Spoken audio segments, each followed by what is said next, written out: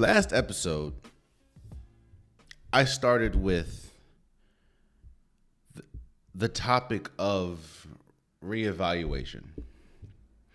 I said that at the end of every season, for every team in every sport, there is a level of reevaluation. You have to evaluate how you look during the season. You have to evaluate where you finish at the end of the season compared to what your goals were.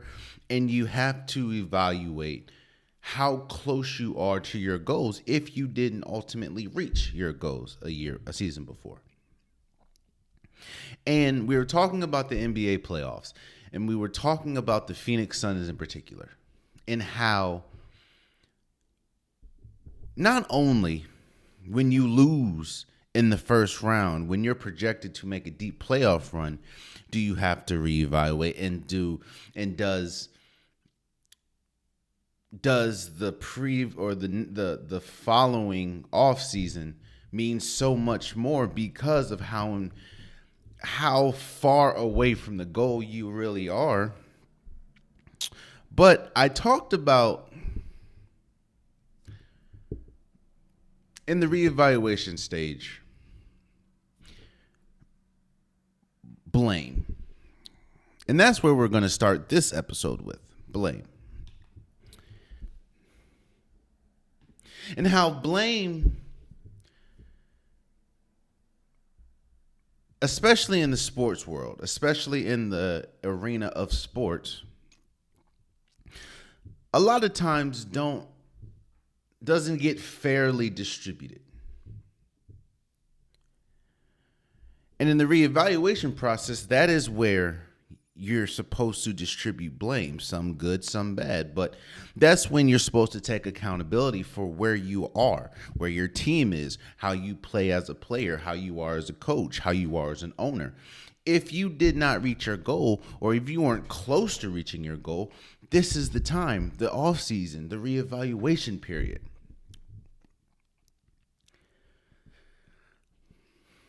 The talk of all this season, because the season's still going on, because we're still in the playoffs.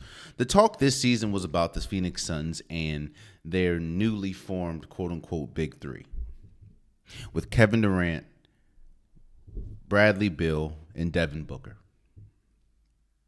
And when you hear those three names, it allows you to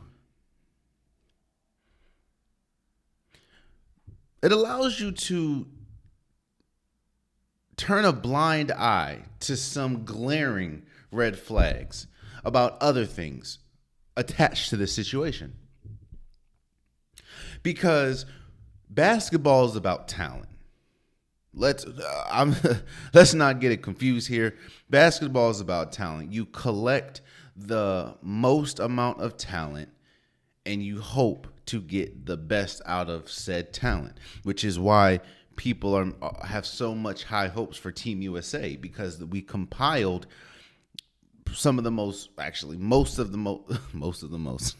we compiled the most talented American players to hopefully capture a gold medal. So when you get three players that are all NBA players that have potential, that have the skill to possibly be in the Hall of Fame one day, it allows you to it causes some people to turn a blind eye to other things that they should pay attention to.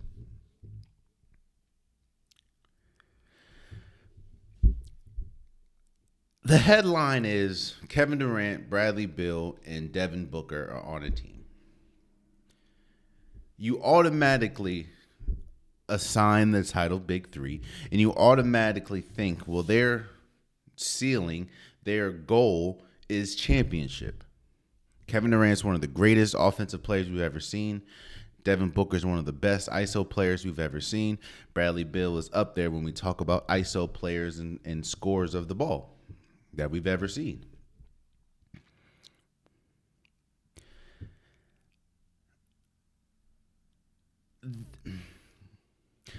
When we talked about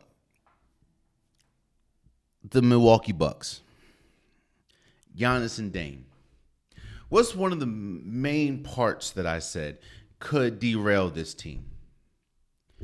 Not just losing a Drew Holiday, losing a Grayson Allen, but the coach. Fit, and I've even titled an episode about this. Fit does matter, not just for players, but for coaches. You have to put the right people in charge to maximize your team. And when you get 3 players that's making almost north of $50 million a year, and you bargain your entire future for these 3 players for essentially this team that you have, you better be damn sure that the coach that you pick is able to maximize the players that you have.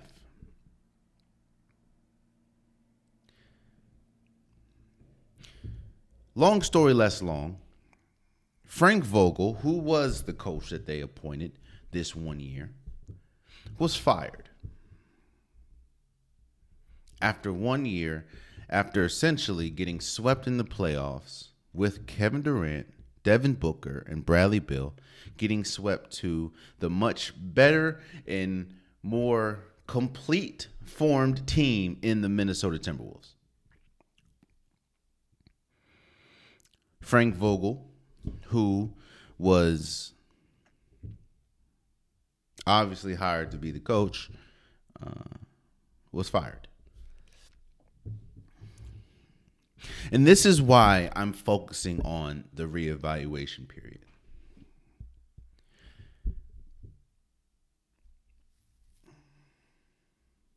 I say this a lot about African American coaches. And usually when I talk about African American coaches, and I say this, it's usually in much different situations. But Frank Vogel, in this situation, was not put in the position to succeed. I know that sounds crazy when you think of the firepower, the 3 players in which I continue to name, but Frank Vogel was not put in a position to succeed. When you get 3 players like that, like I said before, it bodes expectation. And when I said that you have those 3 players and it turns a blind eye to a couple things, one of those red flags was Frank Vogel. And I'm not saying Frank Vogel was a bad coach. He's obviously, I know people disrespect and people don't really talk or don't like, or people don't look at the bubble or the championship that the Lakers won in the bubble as respectable. Cool. But he still has a championship under his belt. And he still was the coach of that team. So when I talk about Frank Vogel, I don't say that Frank Vogel was a bad coach. Frank Vogel has been to the NBA Finals. He obviously won one. He's been to multiple conference championships, whether we talk about with the Indiana Pacers. So, he was an assistant. But what I'm saying is Frank Vogel is not a bad coach. So why I say that one of the red flags about this Suns team was Frank Vogel is because everyone has strengths and everyone has weaknesses. Excuse me. One of my strengths is talking about sports. You don't see me going on relationship podcasts. You don't see me going on, vlogging my whole life. That's not a strength for me.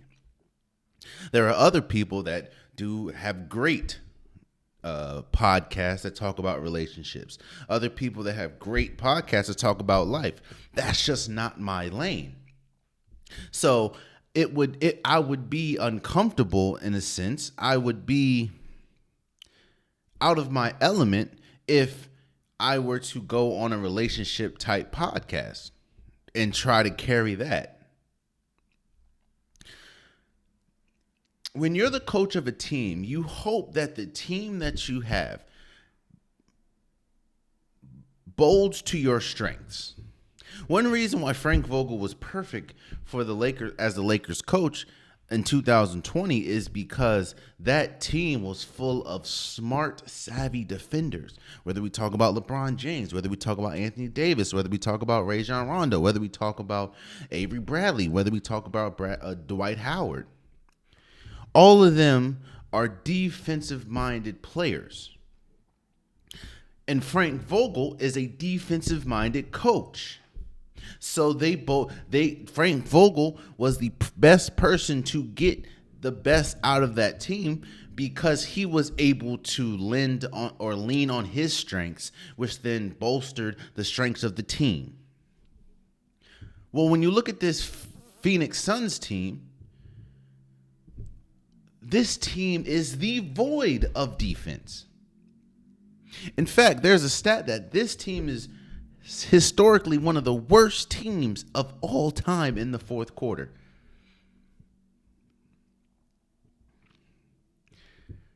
Frank Vogel, you hire a defensive-minded coach for an offensively driven team. And what do you expect from that? I understand. I guess I kind of see the logic. It's like, well, he can teach this team how to play defense. But quiet as it's kept, coaches aren't there to teach. They're there to make sure, well, at least in the NBA, they're there to make sure that you run sets. They're there to make sure that their game plan is executed. And another thing that you see with this period a lot is when a team doesn't meet the expectations that they think they would. Again, blame has to go somewhere. And 9 times out of 10, you're going to blame the coach. You're going to put the blame on somebody that may or may not deserve it. Again, Frank Vogel, who has already proven himself as a good coach, didn't not tell them to play defense. Did not tell Bradley Beal to score 9 points in game 4 and foul out.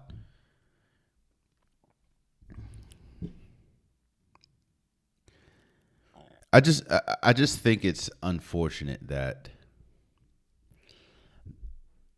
a lot of the red flags that we saw, a lot of them weren't Frank Vogel. And then you see people talking about, they didn't like his offense. They thought that, Kevin Durant was not comfortable. Okay. Okay. If that is why you're going to fire Frank Vogel, cool. If he lost the locker room, if the players, he lost a connection with the players, if the players were not listening to him, if he was trying to get his point across and it just wasn't equaling wins, cool. But again, when you have a defensive-minded coach, don't you think it would benefit him to get... Bro, do you realize the only defender on this team, or the only 2 defenders on this team is Grayson Allen and Josh Okogie? That's not doing much for you. And now Frank Vogel's out of the head coaching after 1 year. A NBA champion at the head coaching position only gets 1 year with a team. A team that was not built to succeed under him because they don't that's probably... Frank Vogel probably should have never had the job, and that's no offense to Frank Vogel. But kind of the same way I feel about Doc Rivers to a lesser extent. This team does not fit Frank Vogel's style. So why was he even hired in the first place? And now you see Mike Budenholzer is the head coach.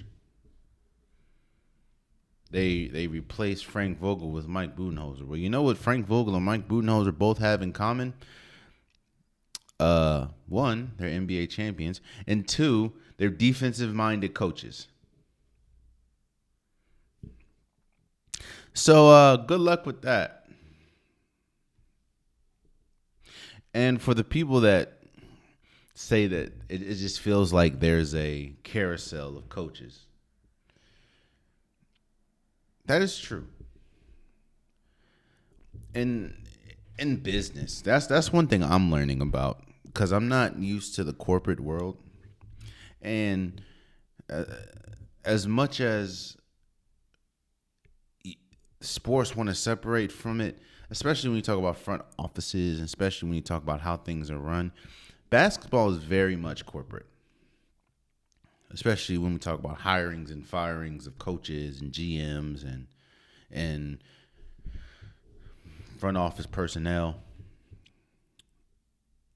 So it's about relationships. And one coach that we knew wasn't going to be off the market for long was Mike Budenholzer, who has won an NBA championship with the Milwaukee Bucks. But again, this is kind of why I say that the future is not too bright for the Suns, because it doesn't seem like. And again, I hope Mike Budenholzer succeeds. I hope Bradley Beal succeeds. I hope Kevin Durant succeeds. I hope Devin Booker succeeds. I would like. I don't care if they win a championship or not, but I do want them to succeed. But I want everyone to be put in the best position to succeed. And again, you can feel how you feel about Mike Budenholzer. You can feel how you feel about Frank Vogel. But both of them are defensive-minded coaches, and you don't have a defensive-minded team.